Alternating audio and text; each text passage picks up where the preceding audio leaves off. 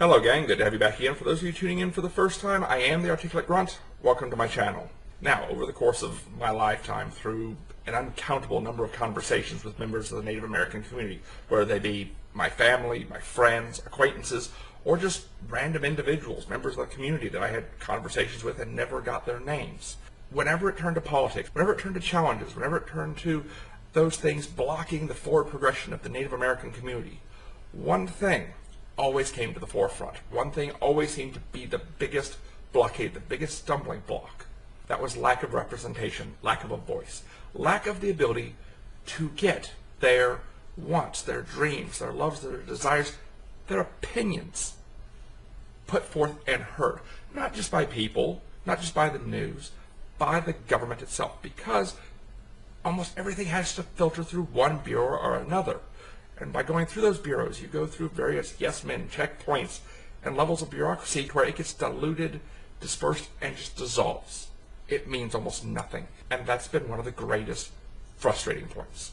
And talking that over with a friend of mine about a year or so ago, a little candlelight flickered up in the back of my brain, and it bounced around in my skull for a while, gathering fuel and gathering in light and intensity, to where I started sharing it with a few of my friends, bouncing off their heads, started sharing it with a few family members and getting their opinions on it.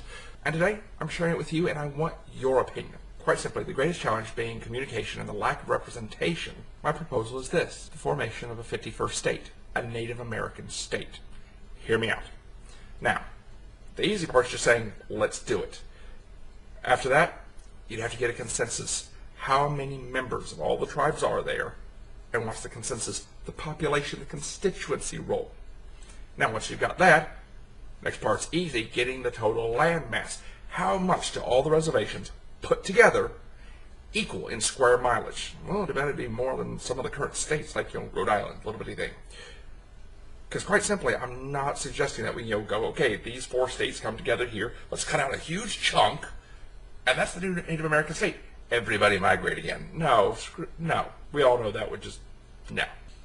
But taking together the total land mass of all the reservations, combined in together, what's the square mileage? Now, the big challenge would be getting and approving consensus from that population, from that constituency, and then pushing it forward with that and getting it through the government, getting it through the House of Representatives, getting it through the Senate, getting it to the President, getting it through all the legalese and all the different angles and red tape and BS that there is. But once done, if it could be pushed through, if it could be made to happen, it might actually be a little over-representing. Just think about it. We're talking about a small population in the country. Tiny group compared to most.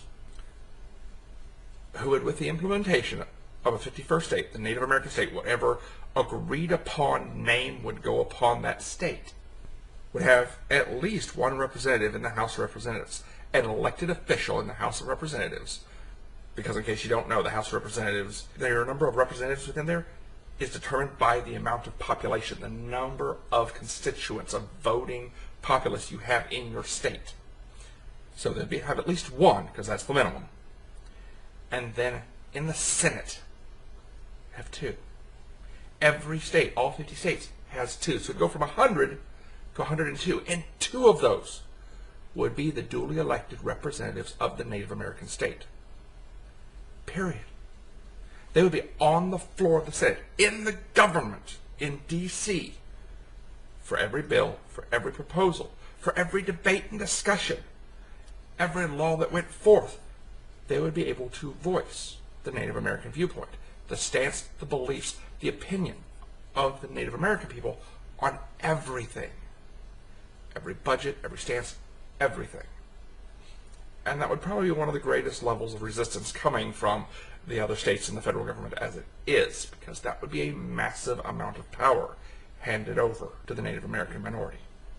Think about it. 151st, 2 out of 102, of every vote, of every input, the ability to sit on special councils, on special hearing boards, would go to Native Americans.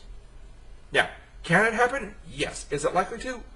No, for a number of reasons.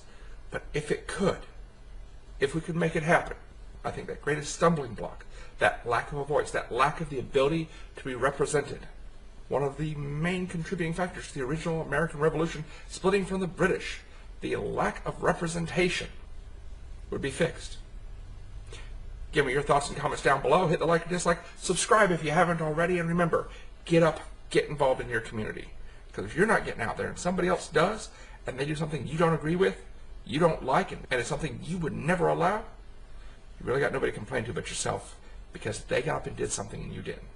And remember, nobody's stopping you from doing your best and being your best but you. Take care, and I'll catch you next time. I am the Articulate Grunt, and until I see you then, out from here. Bye.